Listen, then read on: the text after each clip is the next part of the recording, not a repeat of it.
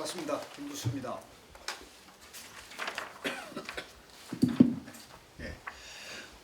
공천제도는 역사적으로 보면 당 지도부에서 점차 내려와서 이제 당원 또는 유권자 어디에 가지고 있을 것인가 이런 쪽으로 내려오고 있는 추세이긴 합니다. 그러나 실질적으로 공천제도가 당대표의 영향력이 없다면 현재로서는 당대표를 서로 하려고 할 이유가 없겠죠. 분명히 영향력을 가지고 있다는 거고, 이 영향력을 좀 포장하기 위해서 공천심사위원회라든지 이런 단위의 중간 그걸 실질적으로 진행하는 어떤 단위를 두고 있는데, 또 거기서 다 끝나는 건 또 아니고요.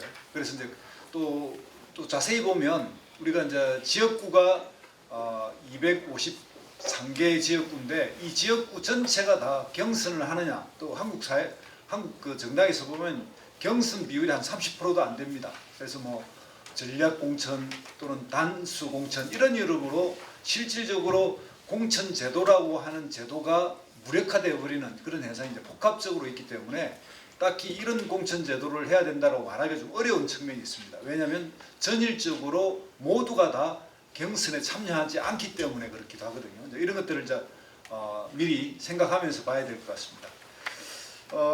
그래서 공천제도를 보면 이 공천제도에 앞서서 과연 정당은 어떤 형태로 이루어져 있는지에 대한 그 환경을 한번 살펴볼 필요가 있습니다.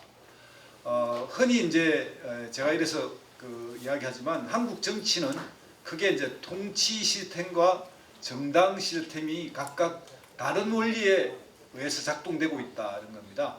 통치 시스템은 소위 말하는 대통령제, 그러니까 한국식 권위주의 대통령제로 구성되어 있고, 정당은 내각제 나라와 가까운 형태의 강력한 중앙당 집권의 정당 체제를 가지고 있습니다. 그러다 보니까 대통령이 의회와 대화를 해야 한다, 협치를 해야 한다, 이런 원론이 한국에서는 통하지 않습니다.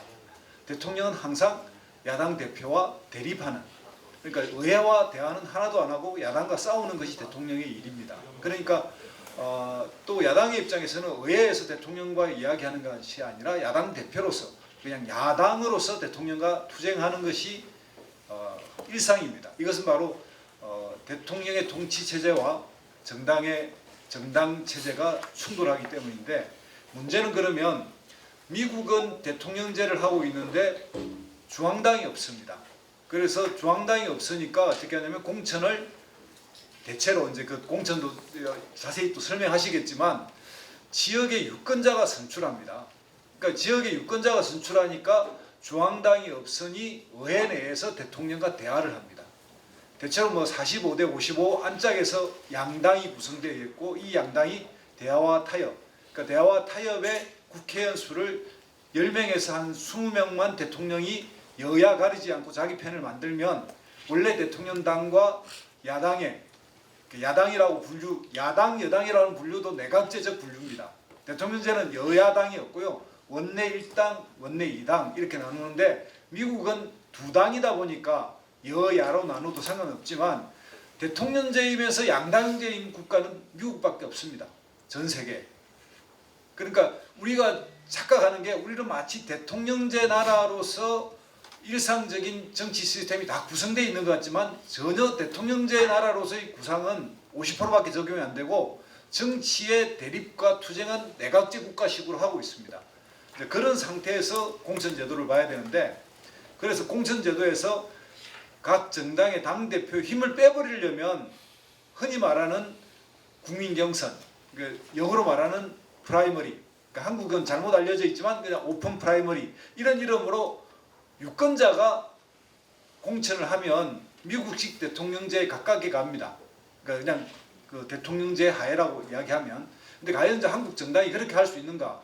중앙당을 없애고 모든 공천을 지역구 유권자에게 줄 것인가? 이 문제가 하나 있습니다. 자세히 또 이제 프라이머리 이야기하겠지만, 그런 상태에서 이야기한다면, 즉 미국은 오픈 프라이머리라는 이름으로 절반 정도에서 하고, 또 코커스라는 이름으로 당원들 중심의 경선을 절반 정도 하는 형식의 어쨌든 아래로부터 공천을 합니다.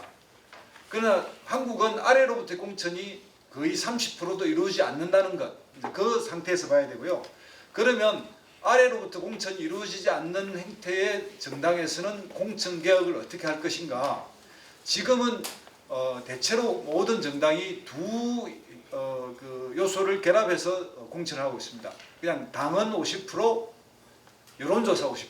그러니까 전 세계에서 이제 여론조사를 경선에 도입한 나라는 거의 두 나라밖에 없습니다. 한국하고 대만하고.